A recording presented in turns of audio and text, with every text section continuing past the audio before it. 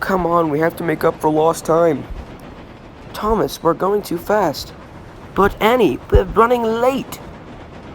Come on, you two. We just need to get to the station. Whew. We made it on time.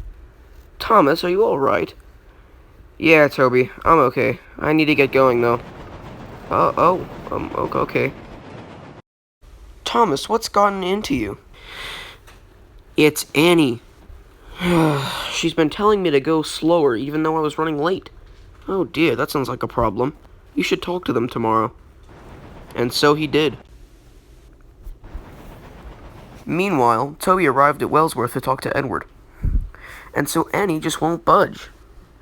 That seems like a very interesting problem. I know, I just don't know what to do.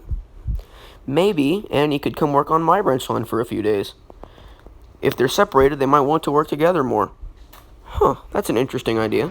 And so Edward left with his train, and Toby arrived at Maithwaite to collect Henrietta.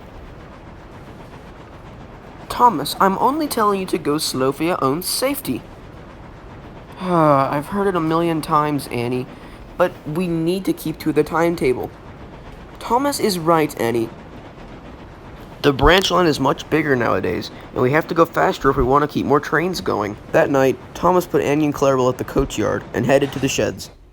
Thomas was tired, but Toby wanted to talk. I talked to Edward today. About what? Well, he said maybe Annie could come work on his branch line for a few days. Actually, Toby, that does sound like a really good idea. The next day, Edward was shunting at Wellsworth when Thomas arrived, pulling Annie and Clarabelle. Hello, Edward. Hello, Thomas, he said. Over there's a spare branch line coach you can use while I've got Annie. So Thomas shunted Annie into the siding and pulled Clarabelle out with the new coach. Thomas left. Edward marshaled his train and also left. I can't help but feel bad that we left Annie. I know, Thomas, but the change might be good.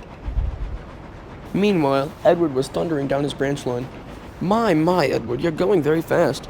I know, but trains are fast on this line. I don't like this.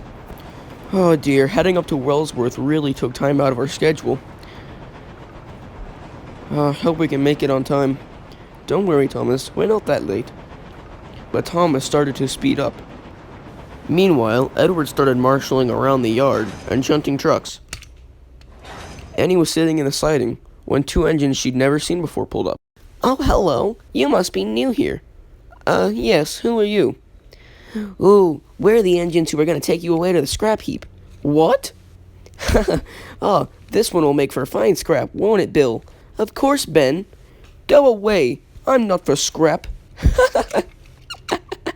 And the two engines left. Oh, man, we got that coach good.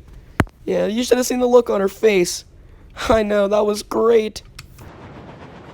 Thomas was speeding down the line. Oh, man, I hope you make it. Keep your pace, Thomas. But Thomas wasn't listening. Near Maithwaite, there is a very steep curved hill that engines have to mind their speed on.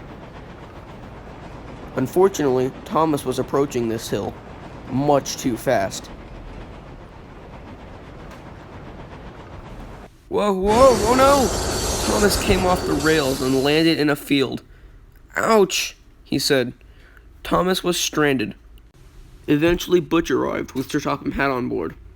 I say, Thomas. Oh, I'm sorry, sir. We've had quite enough engines going much too fast recently. I know, sir.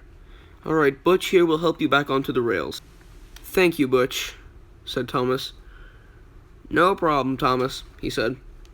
And he pulled Thomas back onto the rails.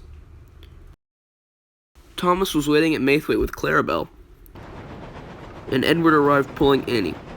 Here you go, Thomas, said Edward. Thank you, Edward, said Thomas. Soon the two engines left, and Annie was glad to be back home.